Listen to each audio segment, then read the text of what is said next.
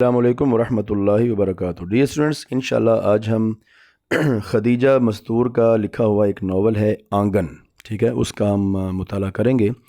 یہ ہمارا سبق ہے فرسٹ ایئر کی اردو میں جو نئی آئی ہے، ٹھیک ہے۔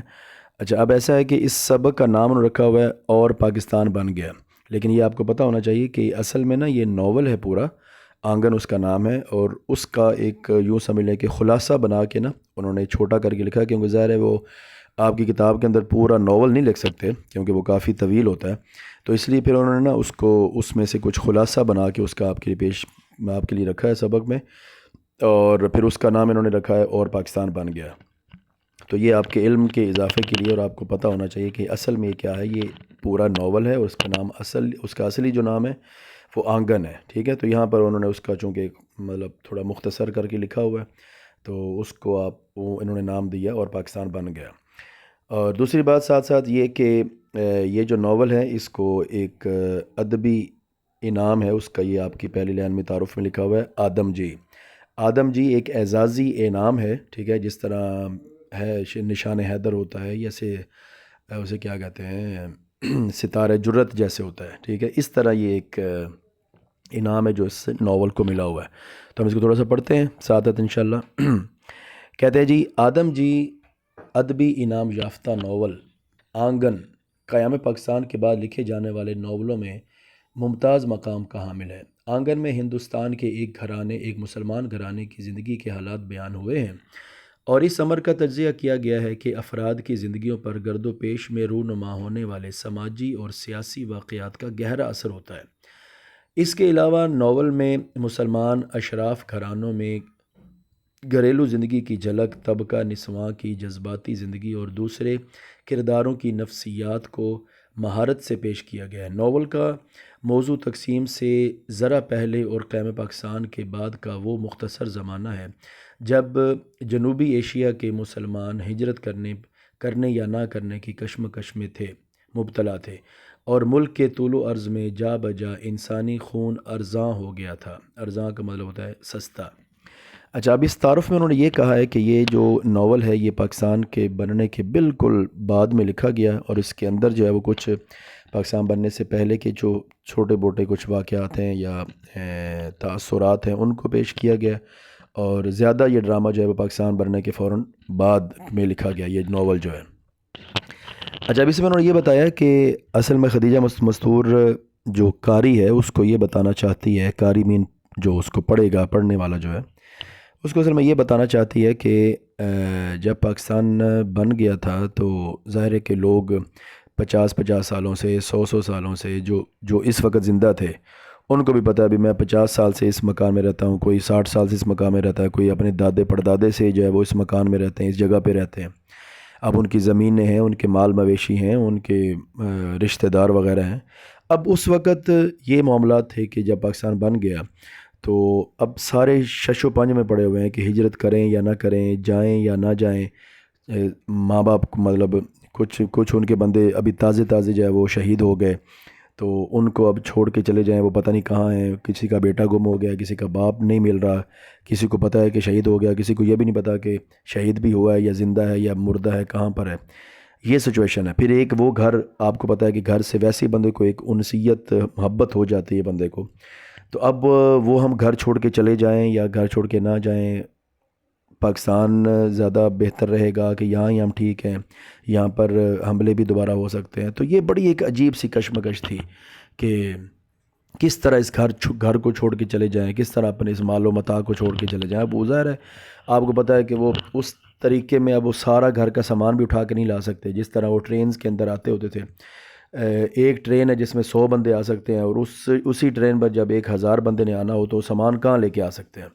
تو اس طرح کی ایک کشمکش ہے جس کو اس ناول کے اندر بیان کیا گیا ہے، اور یہ ایک اور اس میں چھوٹی سی وہ ایک انہوں نے ایک کہانی سی بنائی ہے، اس کے اندر اس نے بتایا ہے کہ ایون کہ لوگوں کو اپنی فیلنگز اور اپنے جذبات کی بھی قربانیاں دینی پڑی جب پاکستان بنا، اور وہ بہت کچھ سامان اور اپنے مال مویشیوں کے ساتھ ساتھ وہ اپنے دلی لگاؤ والی چیزیں بھی جو ہیں وہ ہندوستان میں چھوڑ کر آ گئے تھے۔ ٹھیک ہے جی، یہ ہے اس کا یعنی ابتدائیہ۔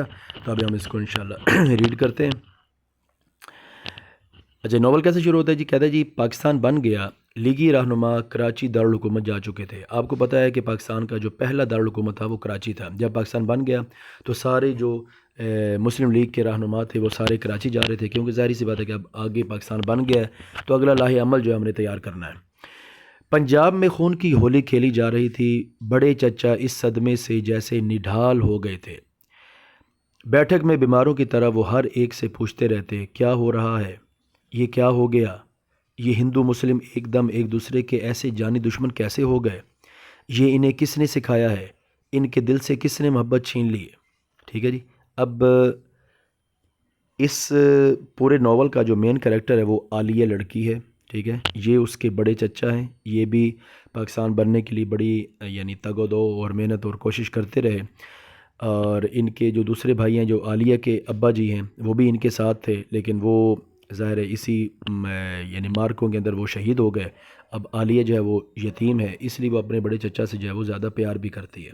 اب وہ اپنے چچا کے پاس بیٹھی ہوئی ہے اور اس کے جو بڑے چچا ہیں وہ عالیہ سے ہی یہ ساری باتیں کر رہے ہیں، ٹھیک ہے، کہ بھئی کیا ہو گیا مسلمانوں کو؟ مسلمان اور ہندو پہلے تو ایک دوسرے سے اتنا پیار کرتے ہوتے تھے، تو اب ان کو آپس میں کیا ہو گیا؟ جب وہ یہ ساری باتیں کرتے ہیں نا، تو جب وہ یہ سب کچھ عالیہ سے پوچھتے تو وہ ان کا سر سہلانے لگتی۔ بڑے چچا آپ آرام کیجیے، آپ تھک گئے ہیں بڑے چچا۔ اور بڑے چچا اس طرح آنکھیں بند کر لیتے جیسے خون کی ندی ان کی آنکھوں کے سامنے بہہ رہی ہو۔ اچھا جی،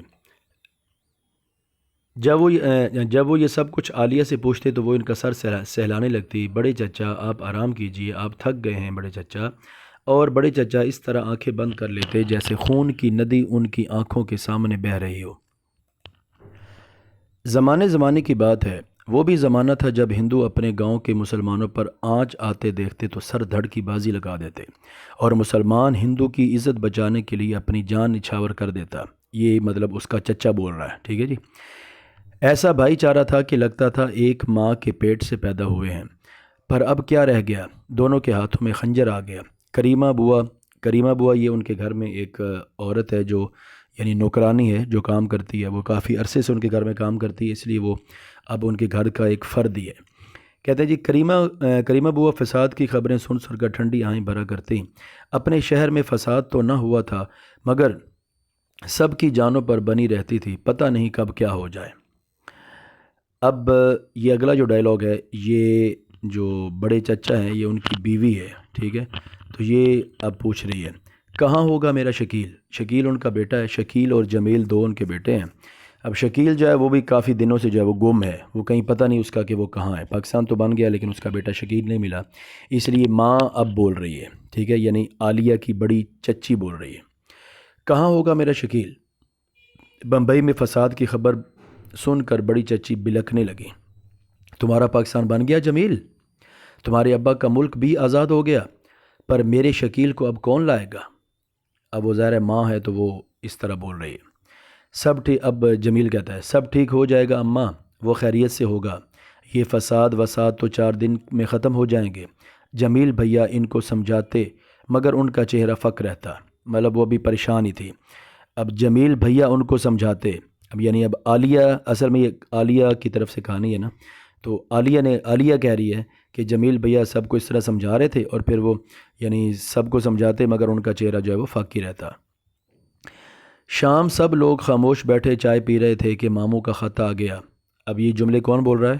عالیہ، ٹھیک ہے، عالیہ نے کہا، یعنی عالیہ بول رہی ہے کہ شام سب لوگ خاموش بیٹھے چائے پی رہے تھے کہ ماموں کا خط آ گیا۔ انہوں نے اماں کو لکھا تھا کہ انہوں نے اپنی خدمات پاکستان کے لیے وقف کر دی ہیں اور وہ جلد ہی جا رہے ہیں۔ اب اگر آپ لوگوں کو چلنا ہو تو فوراً جواب دیجیے اور تیار رہیے۔ اب یہاں تک کہانی یہ ہے کہ جو عالیہ کے ماموں ہیں، ٹھیک ہے، انہوں نے کہا جی میں نے اپنی ساری زندگی پاکستان کی کوششوں میں لگائی ہے اور اب پاکستان بن گیا ہے، اب اس لیے میں پاکستان جا رہا ہوں۔ اب وہ عالیہ کی امی کو خط لکھ رہے ہیں، یعنی عالیہ کی امی اوبویسلی ان کی بہن ہے، تو ان کو خط لکھے ہیں کہ بہن جی میں تو جا رہا ہوں پاکستان، اگر آپ نے بھی میرے ساتھ پاکستان آنا ہے، ٹھیک ہے، تو آپ بھی میرے ساتھ پاکستان آ جائیے اور مجھے بتا دیجئے کہ آپ نے آنا ہے کہ نہیں آنا، ٹھیک ہے جی۔ بس ابھی تار دے دو جمیل میاں، اب وہ جو عالیہ کی امی ہے وہ جمیل سے کہہ رہی ہے کہ بس ابھی تار دے دو جمیل میاں، تار دے دو کا مطلب ہے کہ ان کو پیغام پہنچا دو، ہماری تیاری میں کیا لگے گا، ہم تو بس تیار بیٹھے ہیں، اپنا بھائی ہے بھلا ہمیں اکیلا چھوڑ کر جا سکتا ہے؟ مارے خوشی کے اماں کا منہ سرخ ہو رہا تھا، مطلب اتنی اس کو خوشی تھی کہ ہم جو ہے وہ پاکستان جا رہے ہیں۔ ٹھیک ہے جی، تو یہ ہمارا آج کا پارٹ 1 ہو گیا، انشاءاللہ پارٹ 2 کے ساتھ میں اگلے قسط میں آپ کے ساتھ انشاءاللہ شامل ہو جاؤں گا۔ ٹھیک ہے جی، والسلام ورحمۃ اللہ وبرکاتہ۔